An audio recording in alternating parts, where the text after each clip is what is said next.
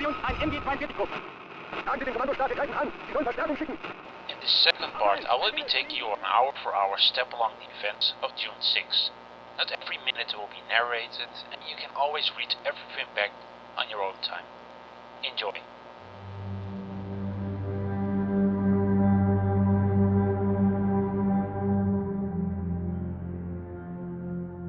In the first episode we had a look at the initial startup of the operation and follow several paratrooper units into combat. The first landing craft were set out to attack the landing beaches, and we will go on into 0900 hours at the battery of Cresbeck.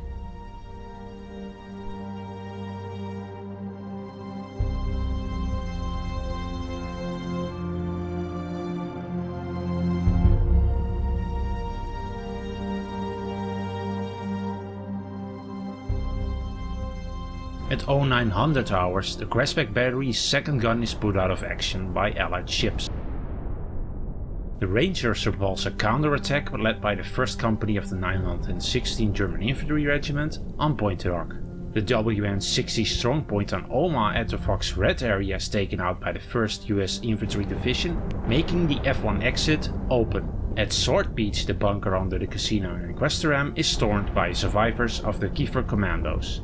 In the next 10 minutes, the following happens. At 0905 hours, Canadian soldiers report that the situation is excellent at the Mike Red area on Juno Beach. At 0910 hours, Rangers on Omaha report and request support from demolition teams, because the tide is rising rapidly and that the beach obstacles have still not been demolished. At 0915 hours, the 352nd German Infantry Division report the loss of strongpoints WN-65, 68 and 70. The railway bridge over Barres on the Dives River has been blown up by the men of Lieutenant Schaeff. In the next 15 minutes, the following happens.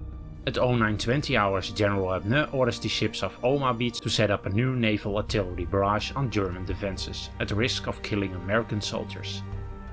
At 0920 hours, German reports say that about 30 enemy tanks are moving south towards Meuvenes. At 0925 hours on Gold Beach, and the 50 support tanks requested by Commando Kiefer arrive in front of the casino bunker at Sword Beach and open fire, allowing the French commandos to storm the position. 5 minutes later, the casino has been taken over. A little status report here. In records they always talk about the casino assault or the casino building. In reality there wasn't a casino building anymore. The Germans demolished the building around the beach area for a better viewpoint. The only thing left of the casino was the foundation, and on top and into that foundation were several bunkers built, which had a great vantage point. At 0930 hours on Gold Beach, the Germans report that WN-35 and 36 strongpoints are destroyed, while the guns of WN-40 destroyed 4 tanks and 3 landing craft. At the same time, around 10 to 12 German Focke-Wulf fighter planes attack the beach.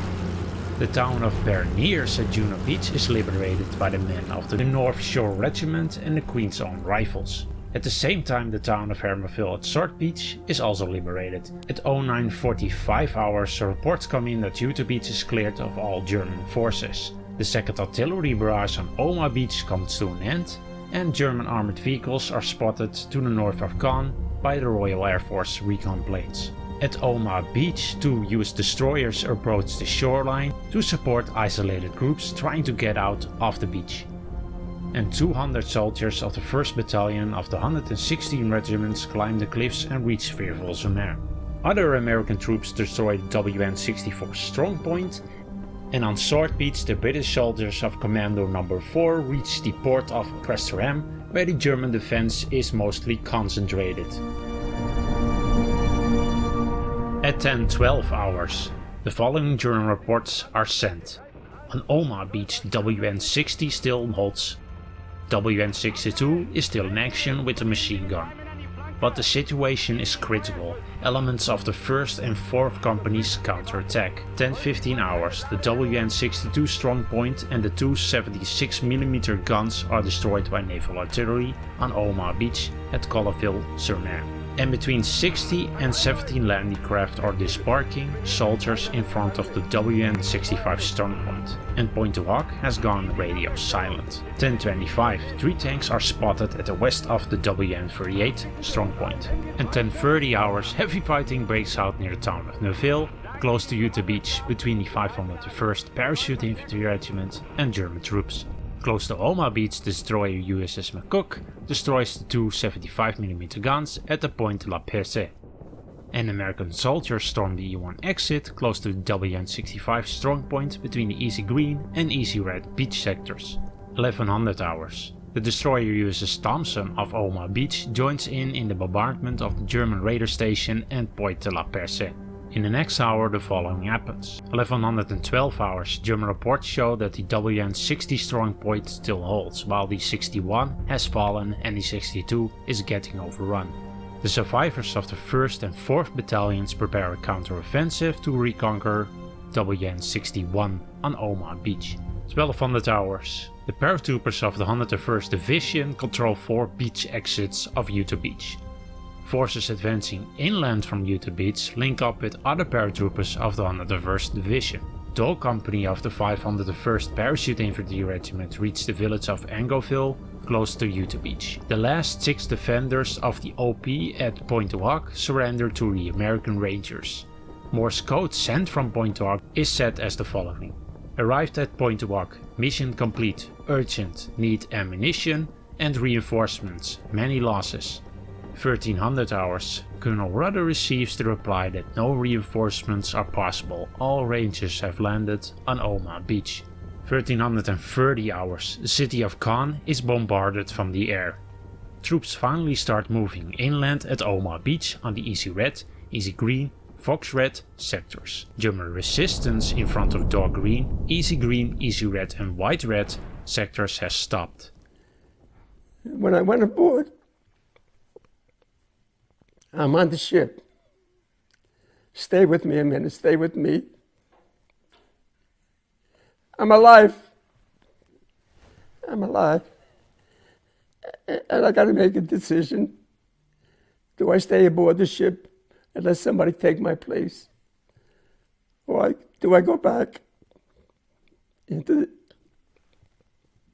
the belly of the beast and face those machine guns again? And I said to myself, this is what I was trained to do. And I made 15 trips. And they told me I didn't know that. They told me we made 15 trips with my boat. The PA 2628 made 15 trips. So then I had to be interrogated. There was a naval officer and a sergeant. He had a lot of stripes on him, great big sergeant. He put his hand on my shoulder. He said, son, that hand was like a hug. I needed a hug. 1413 hours. The destroyer USS Harding opens fire on the bell tower of the church of Iville-sur-Mer. In the next 47 minutes, the following happens. 1425 hours, the town of Paris-sur-Lerdan, south of Sword Beach, is liberated by British tanks. 1430 hours, German artillery barrages preventing the rescue of injured Rangers from Pointe du Hoc by lifeboats of the USS Barton. And the German 21st Panzer Division launches a counterattack against the British forces on the eastern flank of the invasion area. 1500 hours. 2 American destroyers approach the shore to support the landed troops on Omaha Beach, and the German 916th Grenadier Regiment counterattacks the American advancing units at WN-62A, 62B and 64 strongpoints. 1530 hours, German troops abandon their post at WN-62 strongpoint, and the port of Quisterham is under control of British forces. 1700 hours. American naval artillery destroys the bell tower of the church at St. Lawrence-sur-Mer, which houses German snipers. The WN-73 on Omaha Beach is stormed by men of the 5th Rangers Battalion and the 116th Regiment. In the next 50 minutes the following happens. 1730 hours, the German armored forces counterattack the town of Beville, controlled by Canadian soldiers. 1800 hours. The battery of the Longue-sur-Mer is bombarded by French warships. A few minutes later the battery is finally silenced. On Juno Beach, the last German defenders of the coastal installations in the non-red sector surrender. The WN-12 strong point at Quisterham is stormed by soldiers of the 2nd Battalion of the East Yorkshire Regiment. And the town of St. Laurent, behind Omaha Beach, is liberated by American forces. And the beaches of Gold and Juno are linked up by British and Canadian forces. 825 hours. German reports are sent that the 1st company of the 914th Grenadier Regiment must counterattack at the Pointe du Hoc sector. And at 854 hours, the destroyer USS Harding opens fire on the steeple of the church of Vieuville-sur-Mer. 1900 hours.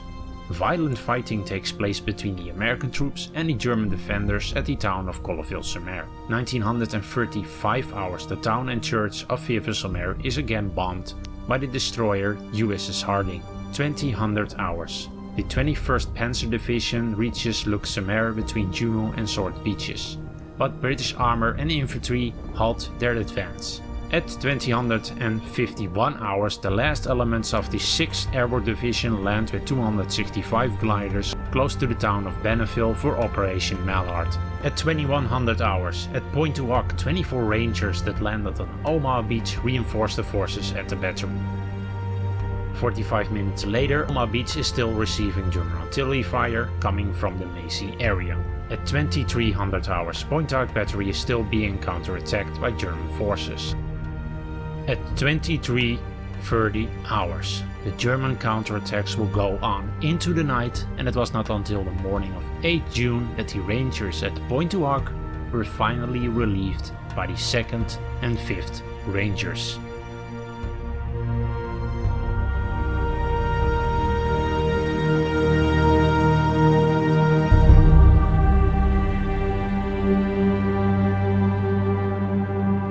D-Day +1 has now begun. The Rangers will fight into the night, and it will take several days until these units will be relieved. At the Pegasus Bridge, the paratroopers will have to hold their positions until 01 hours on D-Day +1, and the last of the exhausted troopers will withdraw from their positions at the Pegasus Bridge. Omaha Beach will turn out to be the most bloodiest and hard-fought beaches on D-Day, and on D-Day +1, the beach will still receive artillery fire, but it was still prepared as the supply area it was planned to be. But it would take another 2 days to achieve the original D-Day objectives. Several gun batteries which were shelled on D-Day would surrender the next day, like the battery at Longue-sur-Mer, the battery at Asheville, but Macy would still be in German hands until D-Day +1. The Merville gun battery, which was fought over on D-Day, was recaptured by the Germans, and on +1 it was attacked by British commandos. This attack will fail and the commandos will suffer heavy losses. The Allied forces will never succeed in retaking the battery, and it will stay in the hands of the Germans until 17th of August, when they retreated from the area. At Utah Beach the situation was quite different, and the Allied forces started moving inland on D-Day +1. And some paratroopers fighting in the area for 2 days would be relieved on D-Day +2. The original goal of pushing to the north towards the port of Cherbourg failed, but most of the success of Utah Beach was because of the bad communications between the Germans and the overcomplicated command structure, and that would probably count for the whole of the Battle of Normandy.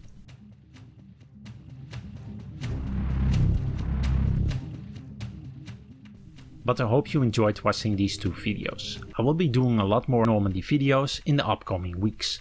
And if you enjoyed these videos, think about subscribing or hitting that like button.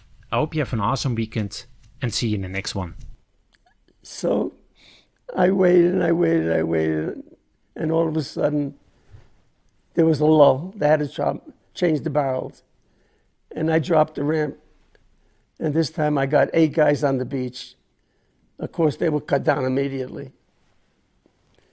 I'd rather not go any further. Okay.